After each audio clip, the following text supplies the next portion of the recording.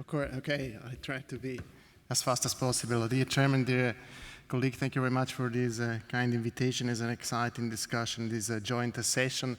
First of all, I'd like to remind you some data about the epidemiology of the mitral regurgitation, stressing on the fact that in Switzerland, according to the international data, we could have around 40,000 patients suffering from mitral regurgitation, a part of them being old patients with an annual mortality of 6%. This is what you see from different registry ranging from 6 to 9%. But the mortality varies according to the severity of the ejection fraction. The lower is ejection fraction, the higher is the mortality, and the more severe is the mitral regurgitation, the higher is the mortality. For sure, as stressed by Roberto Curti, the surgery is the treatment of choice. No doubt, we don't want to be in competition with the surgeon, never. And the mitral repair has become the treatment, the golden starter for the mitral regurgitation.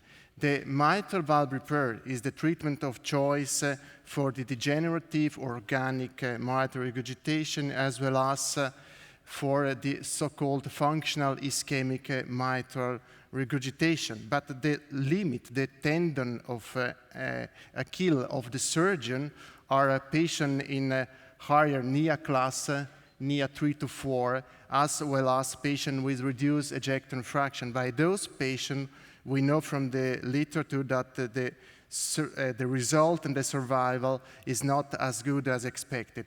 This is why we need some alternative to for certain patients. So repeating surgery for the two first setting scenario, but for the functional MR patient with reduced ejection fraction, we might need an alternative to treat the patient. The first and still the lone available alternative is the Mitraclip. I don't enter again in details explained by Roberto Curti, just showing you which is the current, the modern role of the Mitraclip. Is not to compete with the surgeon in this area. Much more interesting is to treat those kind of patients not amenable to surgeon and to treat patients at high surgical risk. Always in an open discussion with the surgeon, the decision needs to be taken always within the heart team and never alone. This has been stressed before. And now I would like to focus. The reason why I spent a few minutes explaining you the scenario of the mitral regurgitation, because I would like to focus now on the outcome and cost effectiveness of those kind of patients. At the very beginning, Mitraclip has been compared with a surgery in the Everest trial in a low-risk patient. But I think this is not the goal of my talk. This is not the goal of the Mitraclip. The goal of the Mitraclip is to show outcome and benefit in a high-risk patient or patient not amenable to surgery. So the outcome is like a mountain trekking. But imagine for an interventional cardiology what does mean speak about cost effectiveness. This is like a mountain climbing. I think it's probably the role of Markus Werner sitting behind in the room. But I will try to do my best. First of all, the outcome. Some words have been already spent by Roberto Curti telling you about the outcome. Just to remember, to fix in your mind some data about safety and efficacy. Safety, has been stressed by Roberto Curti, is a safe procedure, very high acute procedural success, 85 to 90%. Need for urgent surgery in our Swiss series 1 to 3%, and 30-day mortality 2 to 4%. So you see the data already mentioned, published by Daniel Sürder, the first 100 Swiss patients, showing that the periprocedural mortality is 1%, 1 over 100, and in-hospital mortality 4%. Now, looking at the efficacy of the Mitraclip, You will see hemodynamic data, echocardiographic data, clinical data. First, hemodynamic has been, hemodynamic data, it has been shown Mitraclip produced a small but significant hemodynamic effect. Secondly, Mitraclip reduced significantly 1 to 2 plus mitral regurgitation in around 85% of the patient, leading to a reduction in the NIA class in 75 to 80% of the patients. There are still 20% of patients not benefiting from the Mitraclip, and the hearing mortality by high-risk patient is around 10 to 60%. But still, keep in mind we speak about high-risk patients. So just some recent data, the Mitraclip might also have an effect on the ventricular revolving. You see here the data published by Angelo Auricchio on the very high-risk patient, 25% ejection fraction, showing a decrease in the left ventricular diameter and a small but significant increase in the ejection fraction. What about the reduction of the mortality? This is still an open question, not yet answered. The lone data we dispose on, and this is very important, well, I will enter the data from cost effectiveness. This is not a randomized trial. We do not dispose on randomized data.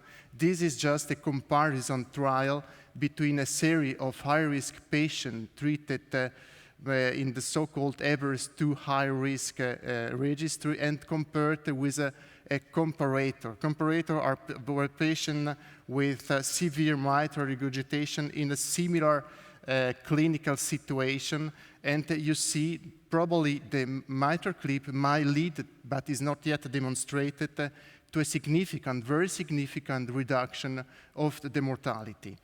So now to the, once again, the predictor of the success, the congestive heart failure and mitral regurgitation are a predictor of worst outcome. So now coming to the cost benefit. First of all, we need to know how much mitral regurgitation costs and how much surgery costs. This analysis has been performed in France. We dispose on France data registry. First of all, how to calculate the cost of an intervention. It is pretty simple to understand: hospital cost, home care cost, medication, physician cost, and nursing cost. The surgical treatment has been calculated around the total cost, 24,500 euro. Much more important for us is to know the cost of the medical treatment, which is the true comparator for the cost effectiveness analysis. And you see here the same calculation, that the average cost divided in 10 percentiles according to the severity of the mitral regurgitation are without heart failure 9,000, 10,000, and with heart failure 13,500. Now I come to the most difficult part of my talk, and I like to spend some minutes explaining you the concept of the cost effectiveness. First of all, I stress once again, we speak about high-risk patients, and secondly, this analysis has been performed looking at the Everest high risk. So this is the comparator and is not a randomized study. So it's an extrapolation, but I think is a convincing analysis we might believe in. So you see here the data of the Everest high risk, Mitraclip patient, conservative treatment, and you see the difference in the supposed or observed difference in survival. So the next point, and this is the most difficult part, I try to make you understandable this figure as I try to make understandable to myself. First of all, the cost. You see here, this is the medical management, this is the Mitraclip. The cost, 5,000 pounds. We go back to pounds now because this analysis has been performed with US data, but in the United Kingdom. 5,000 pounds and 33,000 pounds for the Mitraclip. The difference consists in 27,900 pounds. The second parameter you consider in your analysis is the so-called life year gained, which is, as expected, higher in patients with a better survival. In the Mitraclip is 4.48, and for the drug 1.77. So if you adjust now to the quality of life, the so-called LIG, you come to a concept that we hear about more and more, is the so-called quality adjusted life years. Just to make you understandable, 1 is a perfect quality of life, 0 is like death. So the quality of life has been introduced into this analysis, or this analysis has been adjusted with the quality of life, and the quotient, the parameter you have is 0.6a for conservative and 2.72. You see that the quality of life decrease in both groups, but more important is the decrease in the conservative treatment. Now you have to come to the most important concept, which show you if a treatment is cost-effective or not. So you need to calculate the incremental cost-effectiveness ratio. It's very complex to understand, but apparently easy to calculate. This is what I understood. So the difference in the cost of your two treatments you like to compare it, and the difference in the qualis between Mitraclip and the conservative treatment. And you came to this number, 13,600 pounds, which correspond, just to read it, compared to conservative treatment, Mitraclip had an associated incremental cost-effectiveness ratio of approximately 13,600, or if you introduce the life year, 10,000. Now, just remember that in the UK, the so-called willingness to pay an intervention or a new intervention is 20,000 pounds per quali, whereas in the United States is 50,000, is higher. So it corresponds to probably, I don't know exactly the change between pounds and dollar, but to 30,000 for the UK and 50,000 for the US. Now, this is an important figure showing you that the benefit from the Mitraclip begin where the cost of the conservative treatment are higher. So the more sick is the patient, the more it will benefit from the Mitraclip treatment, coming to the conclusion that at a cost-effectiveness threshold value of 20,000 per quality adjusted life year, it seems, and it is very complicated. Again, the probability, this is the most important part, the probability that the Mitraclip is the most effective intervention is 95%. Just keep in mind, this is an extrapolation based on a study, on a non-randomized study, but I think it's still important what we see.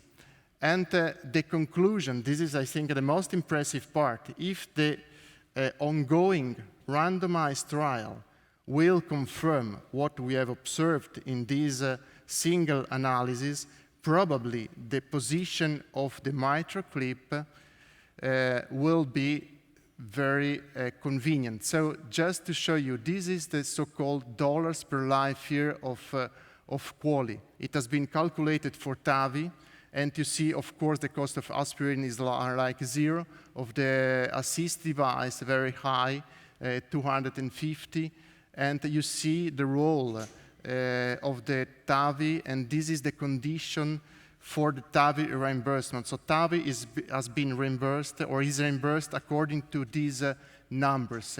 And this is probably the role which can attribute it to the Mitraclip if the data I showed you are confirmed by the randomized trial.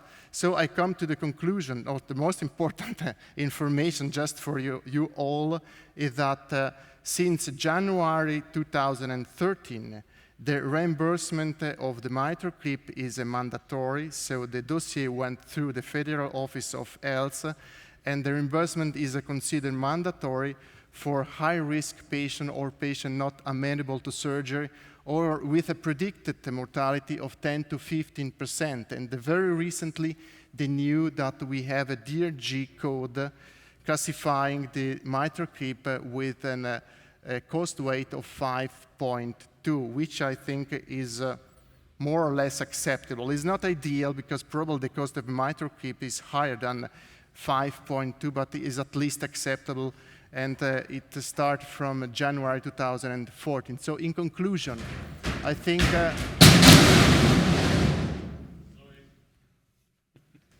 Sorry.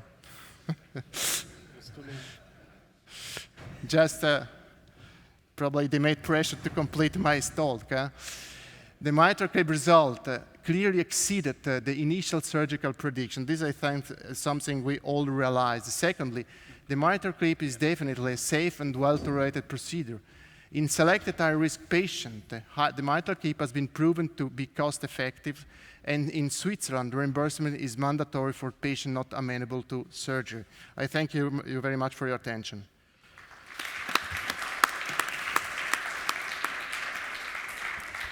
Okay, Giovanni, we're getting late, and I propose that we continue with the Lugano experience and maybe talk a little bit later on. Francesco Siclari will give us now a bit the surgical point of view on that.